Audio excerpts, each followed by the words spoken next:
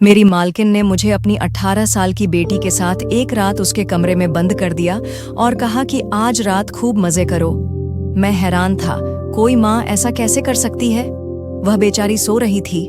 उसे सोता देखकर मेरी नीयत खराब हो गई और पूरी रात मैंने उसके साथ जो किया, उसने तो मेरी जिंदगी ही बदल दी, क्योंकि उसने मुझे मेरा नाम विकास है। मैं बेरोजगारी से बड़ा ही परेशान था। जगह जगह नौकरी ढूंढकर थक चुका था। एक दिन मेरा एक इंटरव्यू था, लेकिन वहां भी मुझे नौकरी नहीं मिली। गर्मी बहुत तेज थी। जब मैं वहां से निकल रहा था तो सर उठाकर आसमान की तरफ देखा। धूप इतनी तेज थी कि आंखें खुल नहीं रही थीं। माथे से पसीना टपक रहा था। मैंने गहरी सांस ली और खुद से कहा, लगता है आज सूरज भी मेरी मेहनत का मजाक उड़ा रहा है। जिंदगी के धक्के तो पहले ही खा रहा था, अब गर्मी ने भी दिमाग खराब कर दिया था। मैंने अपने हाथ में पकड़ी हुई फाइल से खुद पर छांव करने की कोशिश की और पैदल ही आगे बढ़ने लगा। सड़क के किनारे तेज कदमों से चलता जा रहा था कि तभी एक दरख्त नजर आया। मैं उस पेड़ की छांव में आकर खड़ा हो गया। वहां थोड़ा सुकून मिला। बैग से पानी की बोतल निकाली, लेकिन वह भी खाली निकली। गला सूख रहा था और दूर दूर तक पानी का कोई इंतजाम नहीं दिख रहा था। लोग अपने काम में व्यस्त थे और मैं अकेला अपनी किस्मत से लड़ रहा था। प्यास ने हालत खराब कर दी थी। तभी मुझे ऐसा लगा जैसे कोई मेरे पास खड़ा है। किसी ने मेरी तरफ हाथ बढ़ाया। जब मैंने देखा तो वह एक हाथ था गोरा, दूध जैसा सफेद, सोने की अंगूठी और चमकीली चूड़ियां पहने हुए। हाथ में एक ठंडे पानी की बोतल थी। मैंने नजर ऊपर उठाई तो चौंक गया। वो एक बेहद खूबसूरत औरत थी जिसने गुलाबी रंग का सूट पहन रखा था। उसकी उम्र करीब 42 साल रही होगी, लेकिन उसे देखकर कोई भी नहीं कह सकता था कि वो इतनी बड़ी होगी। उसका शरीर, उसकी त्वचा, उसकी आंखों की चमक और होठों की मुस्कुराहट, सब कुछ इतना परफेक्ट था जैसे किसी मॉडल की तस्वीर हो। उसने कहा, यह लो, पानी पी लो। तुम्हें प्यास लगी है ना? मैं काफी देर से तुम्हें देख रही हूँ। तुम बहुत परेशान लग रहे हो। मैंने चुपचाप बोतल ले ली और एक सांस में पूरा पानी खत्म कर दिया। वो औरत बेहद अमीर लग रही थी। बड़ी सी गाड़ी में आई थी और उसका रहन सहन देखकर अंदाजा लग गया था कि वह किसी बड़े घर से ताल्लुक रखती है। मैंने उसका शुक्रिया अदा किया और कहा, मैम, मैं यहाँ पास के एक ऑफिस में इंटरव्यू देने आया था, लेकिन नौकरी नहीं मिली। बहुत कोशिश कर चुका हूँ, लेकिन किस्मत साथ नहीं देती। मैंने फिर से उसे धन्यवाद दिया और घर की तरफ चलने लगा। घर पर मेरी बीमार माँ और जवान बहन मेरा इंतजार कर रहे होंगे। सब्जी लानी थी, खाना बनाना था, घर की सारी जिम्मेदारी मेरे कंधों पर थी। पैसों की तंगी के कारण मैं ज्यादातर पैदल ही चलने की कोशिश करता था। मैं वहां से निकल ही रहा था कि मुझे महसूस हुआ कोई मेरा पीछा कर रहा है। जब पीछे मुड़कर देखा तो वही गुलाबी सूट वाली औरत थी। वह मुस्कुरा रही थी और मेरी तरफ देख रही थी। मैं हैरान रह गया। मैंने सोचा शायद उसका भी घर इसी रास्ते पर होगा, लेकिन वह पैदल क्यों आ रही थी? यही सोचते हुए मैं आगे बढ़ रहा था। तभी वह औरत मेरे बराबर आकर मेरे कदम से कदम मिलाकर चलने लगी। एक सेकंड के लिए मैं रुक गया तो वह भी रुक गई और स्टाइल बनाकर खड़ी हो गई। उसकी हरकतें मुझे बहुत अजीब लग रही थीं। मुझे तो वह कोई मेंटल सी लग रही थी, लेकिन सवाल यह था कि इतनी खूबसूरत औरत मेरा पीछा क्यों कर रही थी? फिलहाल मेरी खुददारी बीच में आ गई थी और मैं उसकी चालाकी को अच्छे से समझता था। मैंने घूरकर उसकी तरफ देखा और कहा, बात क्या है मैडम? आप मेरा पीछा क्यों कर रही हैं? मैंने तो आपको शुक्रिया भी कह दिया था। अब क्या पानी के भी पैसे देने पड़ेंगे? मेरी बात सुनकर वह मुस्कुरा दी। उस वक्त उसने अपने पास से एक लिफाफा निकाला और मेरे हाथ पर रख दिया। मैं हैरान रह गया। आखिर इसमें क्या हो सकता है? क्यों यह औरत मुझे दे रही है? जब मैंने लिफाफा खोला तो मुझे झटका लगा। उसमें बहुत सारे नोट थे, इतनी बड़ी रकम कि मैं उन्हें गिन भी नहीं सका, लेकिन अंदाजा हो गया था कि यह रकम लाखों में थी। मेरे तो हाथ कांपने लगे। इधर मेरी जेब में सिर्फ कुछ सिक्के थे और उधर ये लाखों मेरे सामने रखे थे। वह बोली, ये पैसे तुम्हारे हो सकते हैं, मैं इन्हें तुम्हें दे सकती हूँ। क्या तुम इन रुपयों के मालिक बनना चाहोगे? उसकी बात सुनकर मैं हैरान रह गया। आखिर किस काम के लिए वह मुझे लाखों रुपये दे रही थी? मैंने पूछा, मैडम, आप मुझे यह 10 लाख क्यों देना चाहती हैं? हम तो एक दूसरे को जानते तक नहीं, ना कोई पहचान, ना ही मैंने आपके लिए कोई काम किया है। फिर आप मुझे इतनी बड़ी रकम क्यों दे रही हैं? क्या आप मुझे बेवकूफ बना रही हैं? वो औरत मेरी आंखों में आंखें डालकर बोली, मैं तुम्हें कुछ बताना चाहती हूँ, लेकिन यहाँ नहीं। चलो किसी जगह बैठकर तसल्ली से बात करते हैं। वो मेरे आगे आगे चल रही थी और मैं उसके पीछे पीछे। मेरे दिल में एक अजीब सी खुशी थी। आखिर 10 लाख कोई छोटी रकम नहीं होती, खासकर मेरे जैसे इंसान के लिए यह पैसे जिंदगी बदलने वाले थे। इतने पैसों से मैं अपना खुद का कोई काम शुरू कर सकता था। मेरे दिमाग में हजारों ख्याल चलने लगे। वह औरत मुझे लेकर एक बड़े से होटल में पहुंची। अंदर आने के बाद हम दोनों एक कोने में बैठ गए। उसने वेटर से कॉफी मंगवाई। थोड़ी देर में उसके पास किसी का फोन आया और वह बात करने के लिए उठकर चली गई। मैं चारों तरफ होटल को देख रहा था। बहुत बड़ा और शाही होटल था। यहाँ सिर्फ अमीर लोग आते होंगे। मैं तो कभी इसके पास से भी नहीं गुजरा था। थोड़ी देर बाद वह औरत वापस आ गई और अपनी कुर्सी पर बैठ गई। कॉफी भी आ चुकी थी। उसने कहा, कॉफी पियो, बातें करते हैं। मैं मन ही मन सोच रहा था कि न जाने यह औरत मुझसे क्या कहने वाली है। वो मोबाइल में कुछ कर रही थी, जिसे देखकर मैं थोड़ा घबरा गया था। मुझे डर था कि कहीं वो मुझे कोई ऐसा काम न कह दे जिसे मैं नहीं कर सकता। मैं एक ईमानदार इंसान हूँ, हमेशा सादगी से जिंदगी बिताई है। कोई गैर कानूनी या गलत काम करके फंसना नहीं चाहता था। थोड़ी देर बाद उसने मोबाइल साइड में रख दिया। मेरी कॉफी खत्म हो चुकी थी। फिर उसने जो बात कही उसे सुनकर मेरे होश उड़ गए। वो बोली, तुम्हें मेरी बेटी के साथ एक रात गुजारनी होगी। मेरी बेटी को लड़कों में बहुत दिलचस्पी है। यकीन मानो, वो तुम्हारे जैसे जवान लड़कों के लिए तो पागल हुई फिरती है। कल उसका जन्मदिन है और मैं चाहती हूँ कि उसे कोई खास गिफ्ट मिले। मैं उसे तुम्हें गिफ्ट करना चाहती हूँ। उसकी बात सुनकर मैं अंदर तक हिल गया। मैंने तो कभी सोचा भी नहीं था कि कोई माँ अपनी ही बेटी के लिए ऐसा सोच सकती है। वो अपनी बेटी की रात सजाने के लिए मुझे इस्तेमाल करना चाहती थी। मैं शर्म से सिहर उठा। मेरे कान जैसे सुन्न हो गए थे। मैंने फौरन कहा, माफ कीजिए मैडम, मैं ऐसा लड़का नहीं हूँ। भले ही मैं बेरोजगार हूँ, गरीब हूँ, लेकिन मेरी सोच और इज्जत मेरी सबसे बड़ी पूंजी है। मैं कभी भी ऐसा घिनौना काम नहीं कर सकता। इतना कहकर मैं उठकर जाने ही वाला था कि उसने फिर वही 10 लाख वाला लिफाफा मेरे सामने रख दिया। वह पैसों को मेरी आंखों के सामने हिला रही थी। उसकी इस हरकत ने मुझे मजबूर कर दिया था। मैं भी तो अपनी जिंदगी को संवारना चाहता था। मुझे दूर दूर तक कोई उम्मीद नहीं दिख रही थी। यह एक गोल्डन मौका था जिसे अपनाकर शायद मेरी किस्मत बदल सकती थी।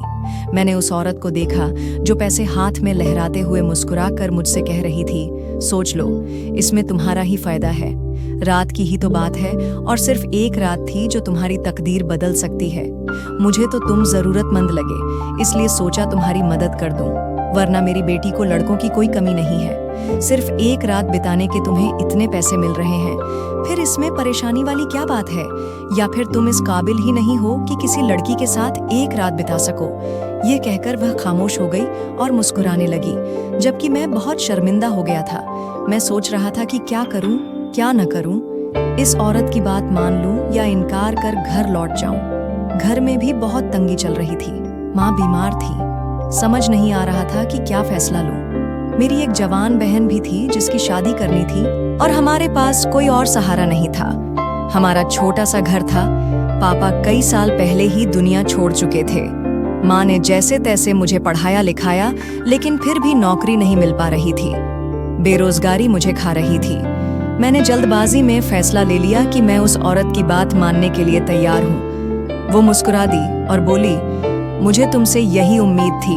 ये पैसे तुम्हारी तकदीर बदल देंगे। फिर उसने 10 लाख में से 50,000 रुपए एडवांस दिए। बोली, यह लो तुम्हारा एडवांस, जाओ जाकर अच्छे से तैयार हो जाओ, बाकी पैसे काम होने के बाद मिलेंगे। मैंने वे 50,000 लिए और घर की ओर निकल पड़ा। रास्ते में मैंने होटल से खाना खरीदा, माँ की दवाइयाँ लीं, कुछ फल और थोड़ा राशन भी भरवा लिया। जब मैं घर पहुंचा तो माँ ने मेरे हाथ में इतना सामान देखा और पूछ बैठी, आज सब्जी नहीं बल्कि पका पकाया खाना लाया है। वो हैरान थी क्योंकि मैं आज तक इतना सामान लेकर कभी नहीं आया था। माँ और बहन मुझसे सवाल करने लगीं, इतने पैसे कहाँ से आए? सुबह तो कह रहे थे कि पैसे नहीं हैं। उनकी बात सुनकर मैं थोड़ा घबरा गया था, लेकिन माँ के सामने झूठ बोलने के सिवा कोई रास्ता नहीं था। हाथ मुंह धोते हुए मैंने कहा, माँ, मेरी नौकरी लग गई है। उन्होंने एडवांस दिया है, उसी पैसों से ये सामान ले आया। सोचा बाजार से खाना ले आता हूँ, राधिका को भी आराम मिल जाएगा। राधिका बहुत खुश हो गई क्योंकि वह हमेशा घर के कामों में लगी रहती थी। आज पहली बार उसे खाना बनाने से छुट्टी मिली थी। माँ मेरी नौकरी की बात सुनकर बहुत खुश हो गई और कहने लगी, ऊपर वाला तुझे कामयाबी दे बेटा। अगर सब कुछ इसी तरह चलता रहा तो घर के हालात बदल जाएंगे। राधिका ने मेरे लिए खाना लगाया। हम तीनों साथ बैठे और खाना खाया, लेकिन मेरा मन अब भी उस औरत की बातों में उलझा हुआ था। वह लड़की, वो रात, वह 10 लाख। क्या यह सब सच था या कोई जाल? जो भी था, इसका सच तो कल ही खुलने वाला था। अगले दिन तय वक्त पर मैं तैयार हुआ और घर से निकलने ही वाला था कि माँ ने पूछा, बेटा इतनी तैयारी में कहाँ जा रहे हो? मैंने कहा, माँ कल बताया था ना मेरी नौकरी लग गई है, वहीं जा रहा हूँ। आप ऊपर वाले से दुआ कीजिए कि आपका बेटा कामयाब हो जाए। माँ की आंखों में उम्मीद थी और चेहरा खुशी से दमक रहा था। मैं घर से निकल पड़ा, एक रिक्शा पकड़ा और उस औरत के बताए पते पर पहुंच गया। जब मैं वहां पहुंचा तो सामने जो देखा वो देखकर मेरी आंखें फटी की फटी रह गईं। मैंने दोबारा पते को देखा, फिर उस जगह को। यह कोई घर नहीं, एक महल था। इतना शानदार और भव्य घर मैंने आज तक कभी नहीं देखा था। सोच में पड़ गया था कि इतनी अमीर औरत ऐसा काम कैसे कर सकती है। मैं उसके दरवाजे पर खड़ा होकर दिए हुए नंबर पर कॉल करने लगा। उसने फोन उठाया और कहा, कौन हो तुम? मैंने बताया, मैडम मैं आपके घर के बाहर हूँ। उसने कहा, बाहर क्यों खड़े हो, जल्दी अंदर आओ, मैं तुम्हारा बहुत देर से इंतजार कर रही हूँ। मैं डरते हुए उस घर के अंदर गया। ऐसा घर तो मैंने फिल्मों में ही देखा था। आज पहली बार किसी इतने आलीशान घर के भीतर कदम रखा था। जैसे ही मैं अंदर पहुंचा, वह औरत तैयार होकर मेरे सामने खड़ी थी। मैंने धीरे से कहा, मैडम मैं कोई ऐसा वैसा लड़का नहीं हूँ। मैं मजबूर जरूर हूँ, लेकिन यह काम मजबूरी में ही करने आया हूँ। वो मुझे देखकर हंसने लगी और कहने लगी, मैं तो तुम्हारी नीयत देखना चाहती थी।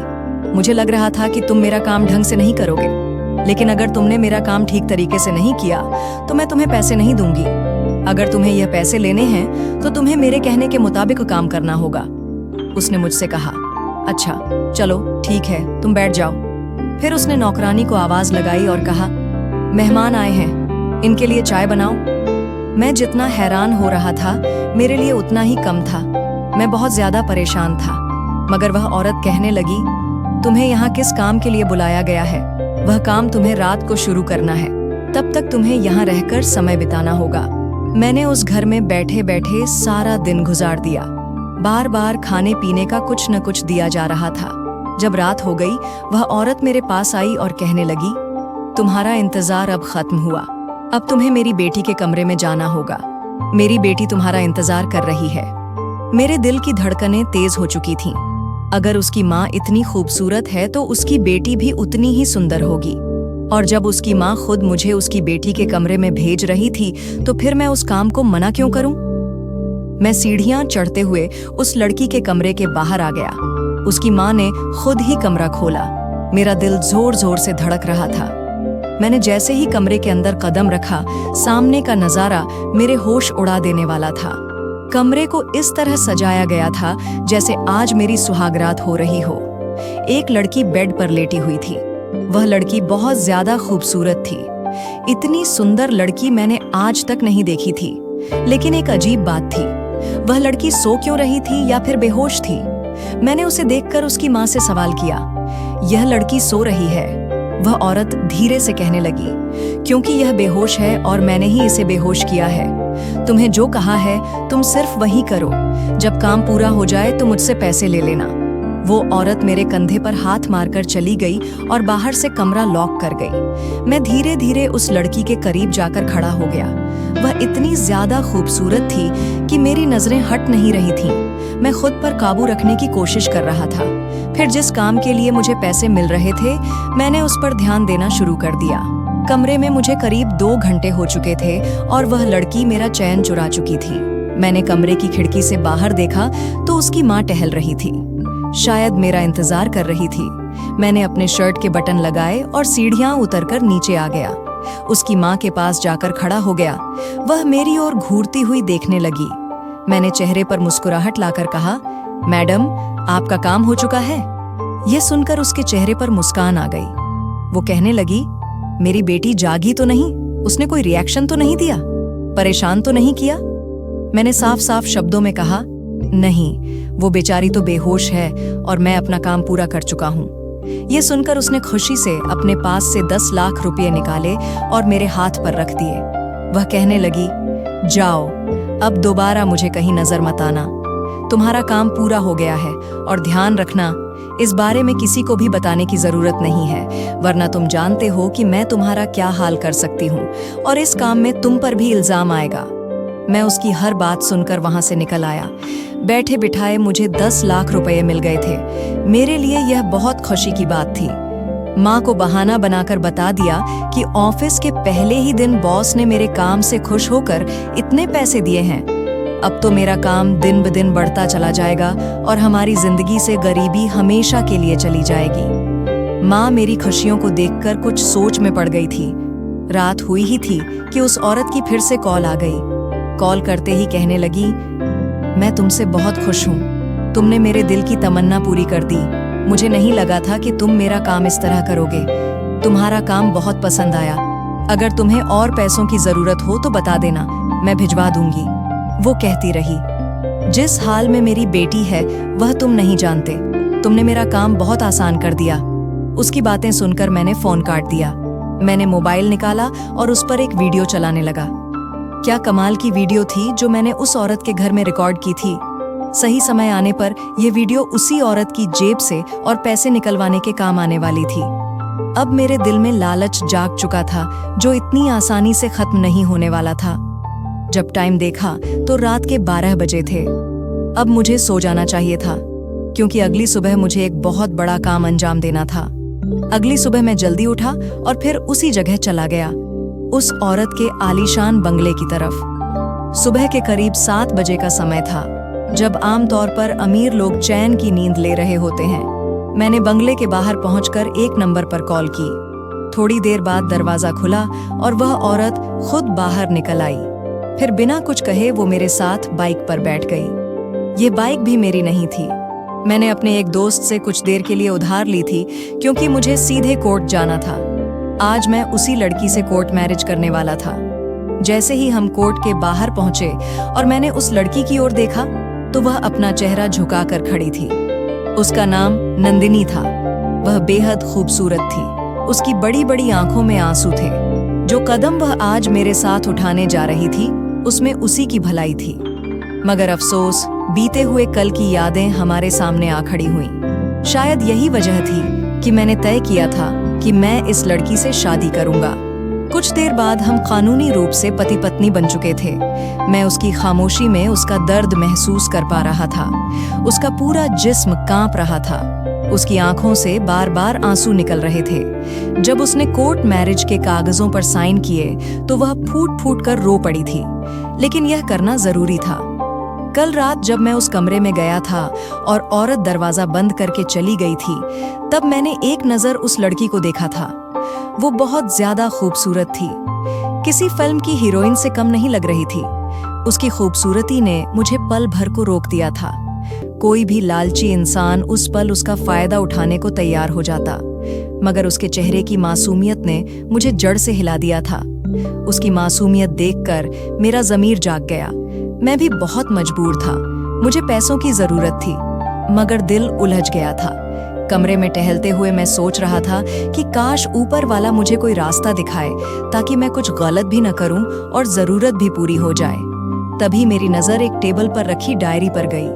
वह बेहद सुंदर थी, जैसे किसी ने बहुत प्यार से सजाई हो। शायद उस लड़की ने ही बनाई थी। मैंने डायरी खोली और पढ़ने लगा। उसमें उस लड़की की जिंदगी की कहानी लिखी थी। लिखा था, यह औरत मेरी सौतेली माँ है जिसने सबको यकीन दिला दिया है कि मैं पागल हूँ। वह मुझे घर से निकालना चाहती है ताकि मेरी जायदाद पर कब्जा कर सके। आगे लिखा था, मेरे पापा अब मुझसे दूर हो गए हैं। उन्हें लगता है मैं सच में पागल हूँ, मगर मैं ठीक हूँ। मैं अब यह सब और नहीं सह सकती। अगर इस औरत ने दोबारा मुझे मेरे पापा की नजरों में गिराया तो मैं खुदकुशी कर लूंगी। उस डायरी को पढ़कर मेरा दिल कांप गया। उस लड़की ने जो कुछ भी लिखा था उसमें गहरा दर्द था। वह बचपन से ही परेशान थी। मुझे उस पर बहुत तरस आया। उसकी सौतेली माँ, जिसने मुझे काम पर बुलाया था, बस यही चाहती थी कि मैं उस लड़की के साथ रात बिताऊं ताकि उसका चरित्र मिट्टी में मिल जाए और उसका बाप उसे अपनी जायदाद से निकाल दे। हालांकि मैं उस औरत के कहने पर तैयार हो गया था, लेकिन मेरी आत्मा गवाही नहीं दे रही थी। वो लड़की बेहोश थी। उसकी माँ ने जानबूझकर उसे नशा देकर सुला दिया था ताकि जब होश आए तो वह खुद को अपमानित महसूस करे। पर मैं इंसान था, हैवान नहीं। मैंने तय किया कि मैं उस लड़की के साथ कुछ भी गलत नहीं करूंगा। मैं कई बार उसे जगाने की कोशिश करता रहा। काफी देर तक कोशिश करने के बाद आखिरकार उसकी आंखें खुलीं। जैसे ही उसने कमरे के चारों तरफ देखा और फिर मुझे देखा तो वह घबरा गई और रोने लगी। वह बोली, तुम कौन हो और मेरे कमरे में क्या कर रहे हो? वह मुझसे दूर हट गई। उसकी आवाज भी उतनी ही मासूम थी जितनी वह खुद। मैंने उसे शांत करते हुए बोला, डरने की जरूरत नहीं है, मैं तुम्हें सब कुछ बताता हूँ। मैं कोई गलत इंसान नहीं हूँ। उसके बाद मैंने उसे वह सब कुछ बता दिया जो उसकी माँ ने मुझसे करने को कहा था और उसके बदले में मुझे 10 लाख रुपए देने का वादा भी किया था। यह सुनकर तो उसे अपने कानों पर यकीन ही नहीं हो रहा था। वो अपने हाथों में चेहरा छुपाकर फूट फूट कर रोने लगी।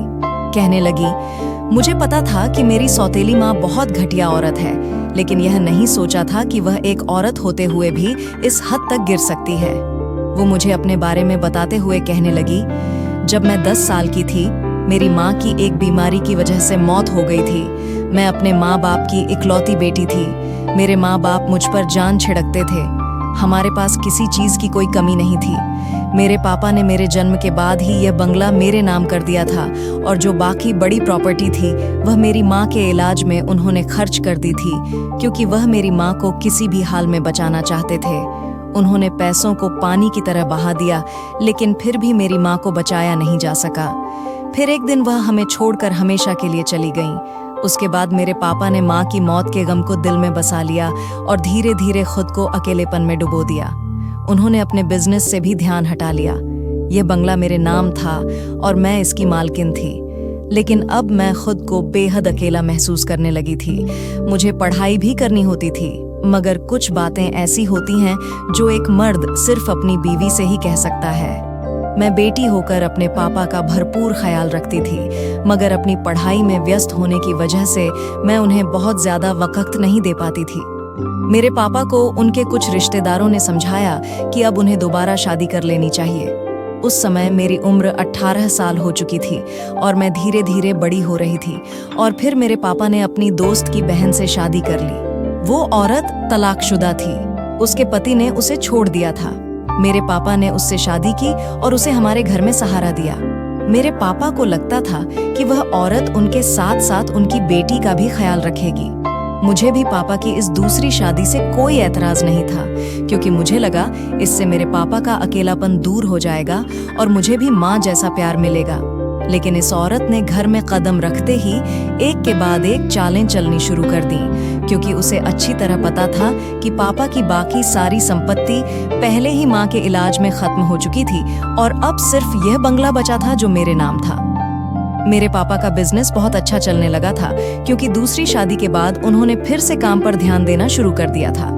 लेकिन इस औरत को यह बात बिल्कुल बर्दाश्त नहीं होती थी कि बंगला उसके पति की बेटी के नाम पर है। उसे लगता था कि अब वो इस घर की मालकिन है और यह बंगला उसी के नाम होना चाहिए। मैं उसे माँ समझकर उसके करीब जाती थी, लेकिन वह हर बार मुझे झिड़क देती थी। पापा के सामने तो बहुत प्यार जताती थी, लेकिन जैसे ही वह जाते वह मुझ पर जुल्म करने लगती थी। कभी मुझे खाना नहीं देती थी, कभी ताने मारती थी। मैं बहुत ज्यादा परेशान रहने लगी थी। धीरे धीरे उस औरत ने मुझ पर झूठे इल्जाम लगाने शुरू किए और पापा को मेरे खिलाफ कर दिया। कई बार पापा मेरी बात सुनते थे, लेकिन कई बार वो उस औरत की बातों में आकर मुझ पर हाथ भी उठा देते थे। उसने पापा को मेरी ऐसी ऐसी हरकतों के बारे में बताया कि पापा ने भी मुझे पागल समझना शुरू कर दिया और मुझे इस कमरे में बंद करवा दिया गया। मैं पिछले 7-8 सालों से इसी कमरे में बंद हूँ। मेरी सौतेली माँ चाहती हैं कि मेरे पापा मुझसे मेरी जायदाद वापस ले लें, लेकिन अब तक उन्होंने ऐसा कोई इरादा नहीं जताया है। मगर वह औरत लगातार कोशिश करती जा रही है कि किसी भी तरह मैं यह बंगला उसके नाम कर दूं, क्योंकि अब वह इस घर में पापा की बीवी बनकर रह रही है और उसे लगता है कि इस पर अब उसका हक है। लेकिन मैं नहीं चाहती कि मेरी जायदाद उसके नाम हो जाए। अगर वह मुझे बदले में प्यार देती, अगर मुझे माँ जैसा स्नेह देती, तो शायद मैं खुद ही बंगला उसे दे देती। लेकिन वह मुझे सिर्फ इस घर से निकालना चाहती है। मुझे पता है अगर मैंने इस बंगले को उसके नाम कर दिया तो वह मेरा सब कुछ छीन लेगी और मुझे पूरी तरह खत्म कर देगी। वह मेरी जिंदगी पहले ही नर्क बना चुकी है। उसने मुझे पागल साबित कर दिया है, पापा को मेरे खिलाफ कर दिया है और अब तो मैं अपने कमरे से बाहर भी नहीं निकल सकती। शायद इसीलिए उसने यह चाल चली कि तुम्हें मेरे कमरे में एक रात के लिए भेज दे ताकि किसी तरह की फुटेज मिल जाए। यकीन मानो इस कमरे में जरूर कैमरे लगे होंगे और सुबह होते ही वो सारी रिकॉर्डिंग पापा को दिखाएगी और इस बार पापा मुझे अपनी जायदाद से बेदखल करके हमेशा के लिए इस घर से बाहर निकाल देंगे और फिर वो औरत इस बंगले की अकेली मालकिन बन जाएगी। यह सब बताते हुए नंदिनी फूट फूट कर रो रही थी। कहने लगी, मेरे पास इस दुनिया में मेरे पापा के अलावा कोई नहीं है, लेकिन यह औरत मेरे पापा को मुझसे छीन चुकी है।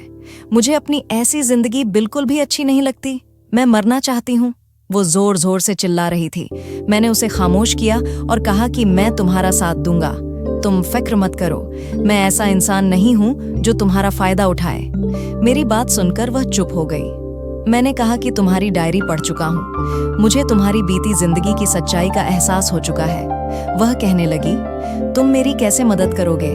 मैंने कहा, मैं तुमसे शादी करूंगा, मुझे तुम्हारी जायदाद से कोई मतलब नहीं है। फिर मैंने उसे अपना पूरा प्लान बताया और शर्ट के बटन लगाता हुआ नीचे उतर आया। मैंने उसके पैसे लिए और वहां से निकल गया। अगले दिन हमारे प्लान के मुताबिक नंदिनी ने अपनी माँ को रोते हुए बताया कि उसकी इज्जत खराब हो चुकी है। तभी तो उस औरत ने मुझे कॉल करके कहा था कि तुमने बहुत अच्छे तरीके से काम किया है। मैं नंदिनी को अपने साथ ले आया और हमने कोर्ट मैरिज कर ली। उस वक्त नंदिनी के पापा 2 दिन के लिए अमेरिका गए हुए थे। जब वह 2 दिन बाद घर लौटे तो नंदिनी की माँ ने उन्हें बताया कि तुम्हारी बेटी ने किसी लड़के के साथ मुंह काला कर लिया है, अब इसे घर से धक्के मारकर निकाल दो। उसने नंदिनी के कमरे में लगे कैमरे की रिकॉर्डिंग भी दिखानी चाहिए, लेकिन वह रिकॉर्डिंग नष्ट हो चुकी थी क्योंकि मैंने पहले ही कैमरे की वायर काट दी थी। नंदिनी मुझे पहले ही बता चुकी थी कि उसके कमरे में जरूर कैमरे होंगे और उसके कहने के अनुसार जब मैंने कमरे की जांच की तो वहां कैमरा वाकई मौजूद था। उसकी माँ सबूत इकट्ठा करना चाहती थी, लेकिन मेरे पास भी एक ऐसा सबूत था जिसने नंदिनी की सौतेली माँ को बर्बाद कर दिया। नंदिनी के पापा के घर लौटने से पहले ही मैंने उनकी पत्नी की कॉल रिकॉर्डिंग उन्हें भेज दी थी, जिसमें उसने मुझसे कहा था कि तुमने मेरी बेटी के साथ बहुत अच्छा किया। मैं चाहती थी उसकी जिंदगी बर्बाद हो जाए और अब वह फूट फूट कर रो रही है। अगर तुम्हें और पैसों की जरूरत हो तो बता देना। मैंने ये सारी बात मोबाइल में रिकॉर्ड कर ली थी और वही रिकॉर्डिंग नंदिनी के पापा को भेज दी थी। उन्होंने बेटी पर हाथ उठाने के बजाय अपनी बीवी को थप्पड़ जड़ दिया। नंदिनी की माँ को उम्मीद नहीं थी कि अपने ही बिछाए जाल में वह खुद फंस जाएगी। नंदिनी ने भी सब कुछ सच सच बता दिया और कहा कि वह मुझसे शादी कर चुकी है। मैं भी मौके पर पहुंचा और सारी सच्चाई बयान कर दी। नंदिनी के पापा ने अपनी दूसरी बीवी को तलाक देकर घर से निकाल दिया। अब नंदिनी की सौतेली माँ दर दर की ठोकरें खा रही हैं और नंदिनी के पापा ने मेरी और नंदिनी की शादी धूमधाम से कर दी। हाँ, मेरे मन में एक बार लालच आया था, लेकिन मैं किसी औरत की इज्जत से खिलवाड़ नहीं कर सकता। मेरी ईमानदारी देखकर उन्होंने कहा कि तुम्हें चोरी छिपे शादी करने की क्या जरूरत थी। मैं तो खुशी खुशी अपनी बेटी की शादी तुमसे करवा देता, और यही हुआ। उन्होंने बड़े प्यार से हमारी शादी करवा दी। मेरी माँ और राधिका को भी कोई एतराज नहीं था, क्योंकि नंदिनी खूबसूरत होने के साथ साथ एक खानदानी और अमीर बाप की बेटी थी। मेरी शादीशुदा जिंदगी नंदिनी के साथ बहुत खुशहाल है और मैं उससे बेहद मोहब्बत करता हूँ। उम्मीद है यह कहानी आपके दिल को छू गई होगी। अगर आपको यह कहानी अच्छी लगी हो तो इसे लाइक करना न भूलें। अपने दोस्तों के साथ शेयर करें और नीचे कमेंट करके अपनी राय जरूर बताएं। ऐसी ही दिलचस्प और भावुक कहानियों के लिए हमारे चैनल को सब्सक्राइब करें। फिर मिलते हैं एक नई कहानी के साथ।